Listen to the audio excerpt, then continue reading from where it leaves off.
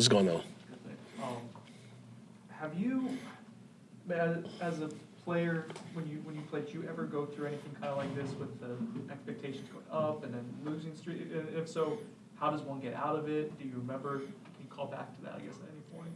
Yeah, I can remember distinctly. When I was with the Dolphins, I think we started the year like 8-1, wound up like 9-7. So started off hot, took a swoon, was able to make it to the playoffs. But you just got to keep fighting, man. That's the ebbs and flows of football. You know, you're not gonna win them all, but you got to keep fighting. You got to keep staying positive, and keep going to work every day. And I think these guys have done that, and we're looking to get back on the right track come Saturday. Liam? What during the bye week did you see them maybe focus on that maybe looked a little bit differently? Do you see them kind of approaching things with a little more urgency?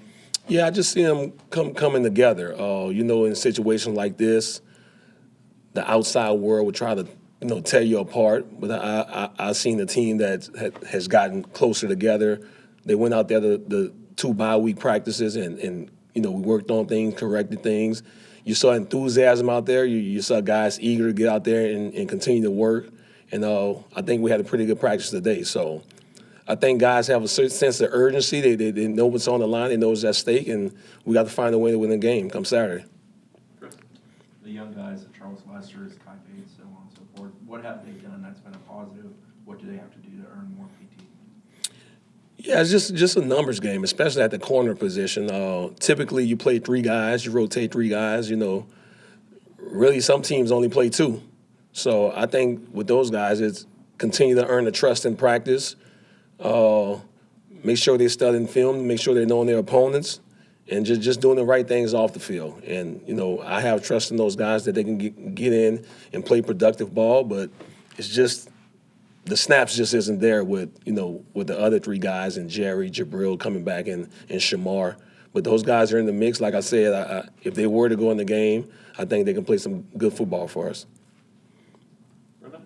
How has Shamar done and expanded usage?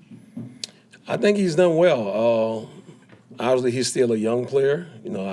I told him I always remind him you're not a freshman anymore. So he has to continue to mature both on and off the field. He's a very talented kid. Just the little things that's going to take his game to the next level. He has all the physical tools. He has a pretty good football IQ. It's just cleaning up things outside of football that's going to allow him to go out there and play his best ball. What's like the success look like when you guys are in man versus zone so far for you guys who think on the back end? I'm not sure of the statistics. I know we did some self-scout. I'm not sure, but we do a variety of both.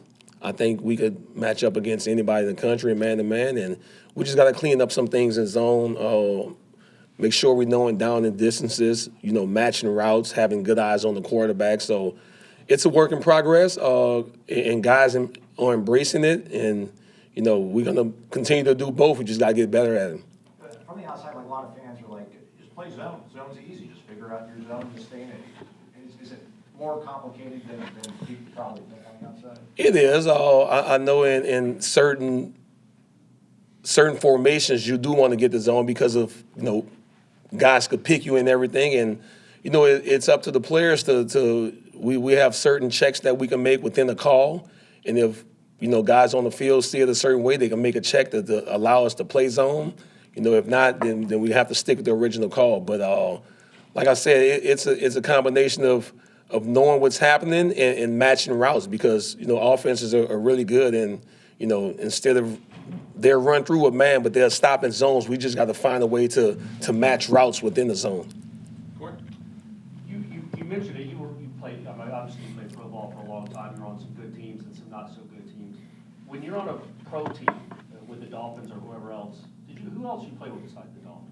Kansas City Chiefs. So when you're playing, and maybe it's November, and you're not going to make the playoffs, what is the inner desire to get up, go to practice, work hard, and then how do you translate that kind of mentality to college players when maybe their team goals have been lost? It's just pride, a love for the game, a love of wanting to take care of your family. And obviously it's different with the pro game than college game because, most of the guys in the pros have families. So they have to go out there and put it on the line each and every day for their family.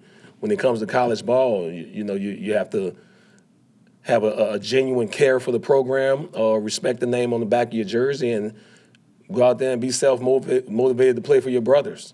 And obviously, a lot of these guys, they're lasting. What they want to do is to get to the NFL, and you never want to go out there and put bad stuff on film. So it's a self-motivation, a chance to go out there and play at Florida State. It's such a prestigious university, and the will to go out there and compete. And I think we have some guys on the team who have that in mind. And I know this team they're not going to quit. They're going to keep fighting, and we just got to find a way to win one and then let it go from there. And you talk about putting on film this Saturday. It's obviously everybody plays hard on a Saturday. People are watching, TVs are on. Is it more about what happens Sunday to Friday as far as that mindset of getting ready and caring about your name and the team's name? Absolutely. The preparation is very, very important. And like I said, it just doesn't happen inside that building. It happens outside the building. And the way guys are eating, the way they're taking care of their body, what they're doing outside this, the extra prep, the film study, all of that matters when it comes Saturday. And Saturday is supposed to be a day of fun. The work goes on Sunday through Friday. Come Saturday, you go out there and pay the bills. So, I think guys have taken heed of that. You see more and more guys in the building, and we look to pay it off on Saturday. When we spoke to Tony last time, I think he said that he went and looked at box scores from last year and saw how non-competitive some of the games were last year. He wasn't here last year. You were. I know the results aren't quite there, but how different is this team than last year's team? It's different, but at the same time, it's a results-oriented business. They have a scoreboard. So it doesn't matter if you lose by 21 or you lose by 3. A loss is a loss, and they mean the same. So we are who we are right now. We're a 3-4 football team. We don't have a win in the ACC, and it's the whole focus is on the next opponent. I know Coach Norvell talked about taking it day by day, and that's what we're going to do, try to get a win against Wake Forest on Saturday. Okay. Corey, last one.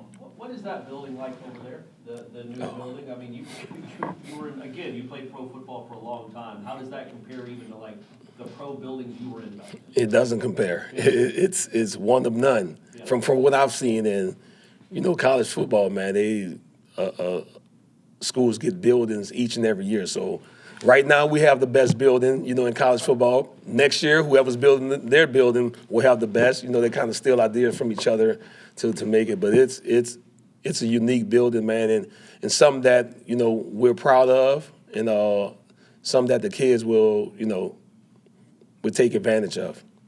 Perfect. Thanks, guys. Yep. All right. Thank you.